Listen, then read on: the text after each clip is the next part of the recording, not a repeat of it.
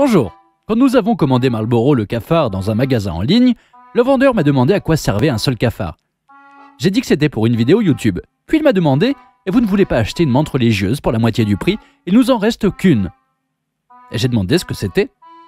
La montre religieuse est un coléoptère qui est très intéressant et qui chasse d'autres insectes. Les vidéos à son effigie seront très intéressantes. Nous avons besoin de vidéos intéressantes, alors je lui ai dit de l'envoyer aussi. À côté de la boîte avec le cafard se trouvait une petite boîte d'allumettes. Et dedans, il y avait un petit animal. Mince, je pensais que la montre religieuse serait grande, mais elle est aussi grosse qu'une mouche. C'est bien qu'elle soit arrivée jusqu'à nous. Vivre dans une telle boîte n'est probablement pas très agréable. Elle est si petite et si mignonne. Sa longueur est seulement d'1,5 cm. Nous verrons comment elle grandit. Elle semble aimer la caméra. Heureusement, elle ne peut pas sauter. Ah, pas grave. Elle peut. Elle a sauté directement sur l'objectif. C'est bien qu'elle reste assise et qu'elle ne court pas, comme la plupart des insectes le feraient. Regarde, elle me mord. Elle mange ma main. Elle a probablement faim. Nous devons lui trouver de la nourriture. Alors, qu'est-ce que ce sera ? On a attrapé une mouche à fruits dans la cuisine. Elles sont si petites et nous espérons qu'elle pourra les manger. Au début, la mouche n'était pas pressée de courir quelque part, en nettoyant ses ailes. Et la menthe n'était pas pressée d'attaquer non plus. Donc tout ce que je pouvais faire était de regarder et d'attendre. Mais alors la mouche décide de s'approcher de la menthe. Elle ne perd pas l'occasion et l'attrape dans une étreinte serrée. Regardez comme elle mange de façon intéressante. Une menthe religieuse tient sa proie avec 2 pattes et la mange comme un kebab ou un hot dog. Super, peut-être qu'il n'y aura pas tant de mouches ennuyeuses dans notre maison.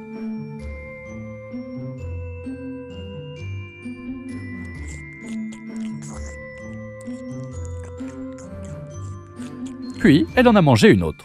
Et il me semblait qu'elle en avait assez. Mais maintenant, le problème de sa maison devait être résolu. Après tout, je ne voulais pas la remettre dans la boîte. Nous avons trouvé un petit terrarium en acrylique dans une animalerie locale.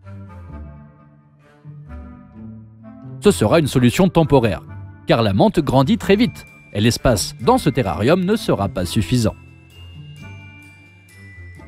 Nous avons trouvé quelques morceaux de mousse et une brindille dans la rue.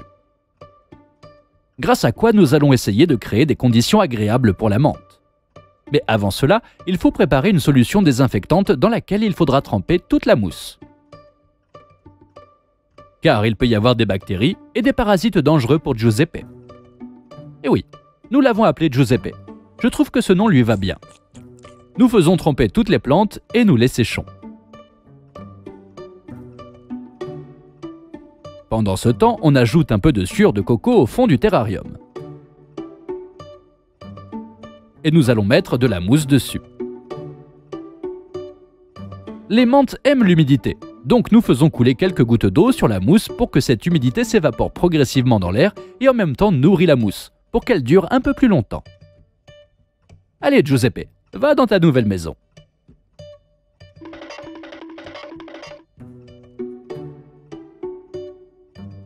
Je pense qu'elle aime ça. Regarde comme elle est joyeuse. Le lendemain, la question de savoir comment nourrir Giuseppe s'est à nouveau posée. Nous avons décidé d'aller à la chasse, à sa place. Armés de tout ce dont nous avions besoin, nous nous sommes mis à attraper des insectes pour elle. C'est bien que les moustiques aient organisé une fête au soleil du soir. Après quelques tentatives, nous en avons attrapé quelques-uns. Alors, tu voulais me piquer, n'est-ce pas ? Maintenant, tu vas être piqué par une menthe. Elle t'attend déjà. Je me suis demandé si Giuseppe mangeait un moustique entier parce qu'un moustique est beaucoup plus gros qu'elle. Nous avons donc mis un moustique en face de la menthe et rien ne s'est passé. Ils sont restés là à se regarder pendant environ 1 minute. Puis le moustique a décidé de se déplacer. Giuseppe l'a simplement suivi du regard. Peut-être avait-elle peur d'attaquer.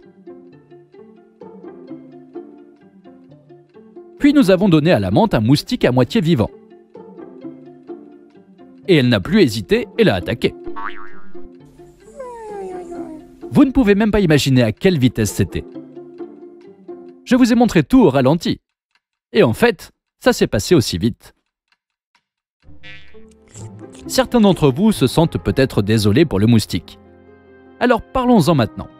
La menthe religieuse est un insecte prédateur. Elle survit dans la nature en chassant d'autres insectes, puis en les mangeant. Donc, si nous ne voulons pas que Giuseppe meure de faim, nous devons la nourrir avec d'autres insectes. Malheureusement, elle ne peut pas manger un steak avec des frites comme nous le pouvons. Il n'y a donc aucune raison de regretter un moustique mort ou autre chose.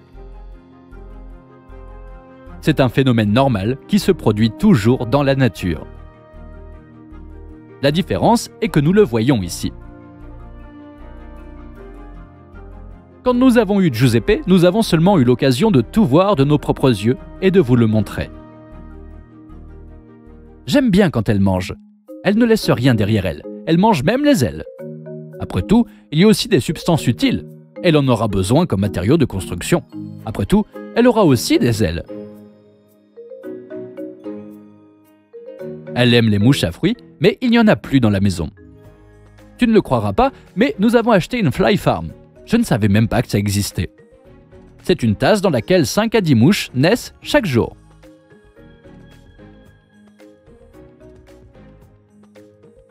À l'intérieur, il y a quelque chose comme du foin. Et au fond, on verse un substrat nutritif. Il y a des centaines de larves qui montent quand elles atteignent une certaine taille. À l'intérieur de ce manteau se trouve le corps de la larve, qui se transforme progressivement en un corps de mouche à part entière. En quelques jours, elle sortira de son manteau et s'installera sur du foin. Puis cette mouche pond des œufs et le processus recommence. Nous avons une production sans fin de petites mouches. C'est simple et ingénieux. En fait, ce sont des mouches de race spéciale qui ont des ailes mais ne peuvent pas voler.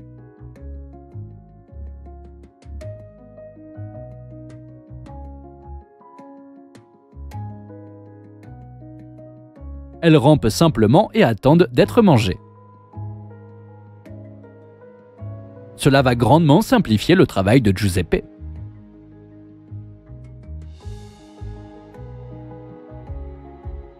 Ce n'est que le début de l'aventure de Giuseppe, et dans la vidéo suivante, elle devra affronter un ennemi 2 fois plus grand qu'elle. Et un petit spoiler, elle y est parvenue.